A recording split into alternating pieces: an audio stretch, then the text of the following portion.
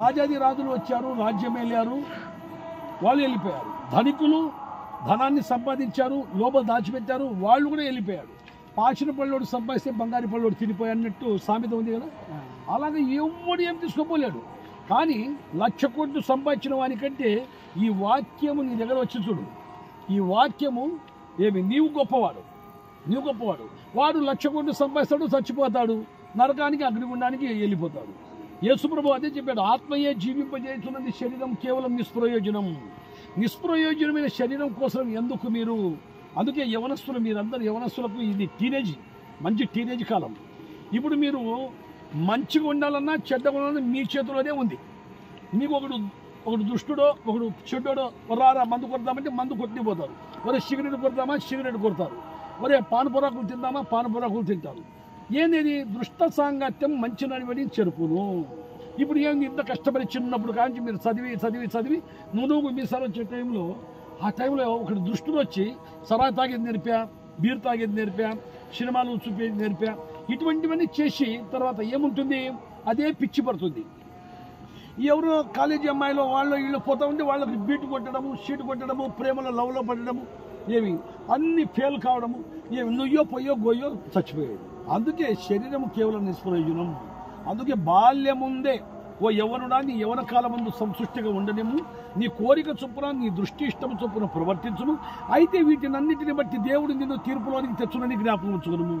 నీ యవన కాలంలో దాచిపెట్టుకో నీ ధనాన్ని, ఆ డబ్బులు వాళ్ళు దాచిపెట్టారు. కానీ నీ దగ్గర మంచి గుణం అనేది, మంచిదనే ధనము నీవు దాచిపెట్టుకో.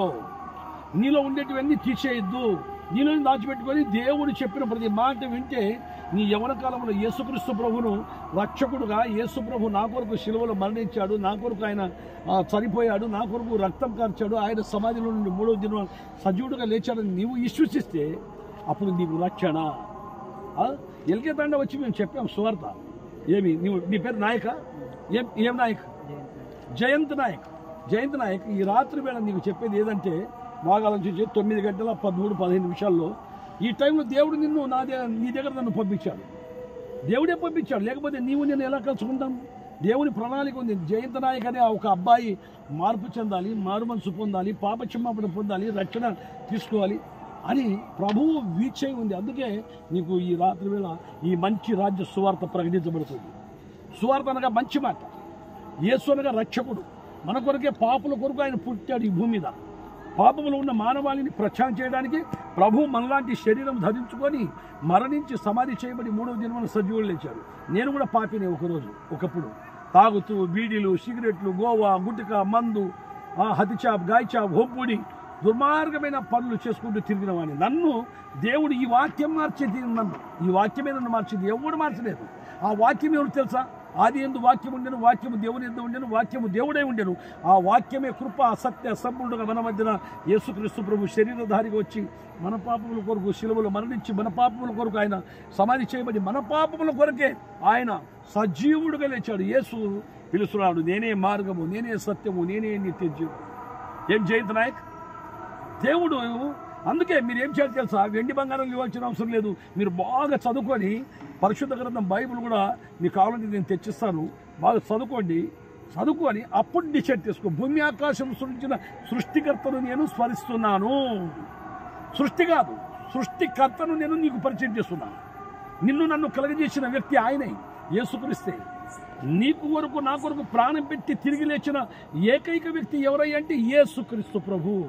అందుకే అటువంటి యేసుక్రీస్తు ప్రభువుని నమ్ముకో, నిత్య జీవం పొందు. బ్రదర్, మీరందరూ కూడా ప్రభువుని నమ్మండి, నిత్య జీవాన్ని పొందండి. ఏం జయంత్ నాయక్ మీ కొరకు చిన్న ప్రార్థన చేద్దాం. ప్రేమ కలిగిన తండ్రి, దయగలిగిన దేవా స్తోత్రం నాయన. ఈ రాత్రి వేళ మరి జయంత్ నాయక్ వారి తోటి సహోదరులు మరి ప్రభు స్నేహితులను మంచి సువార్తను ప్రకటించాము. మరి దీవించుము, కరుణించుము, మారు మనసు పాప క్షమాపణ కలుగజేసి రక్షణ దయచేయమని యేసుక్రీస్తు నామములో ప్రార్థిస్తున్నాను పరమ తండ్రి. ఆమేన్.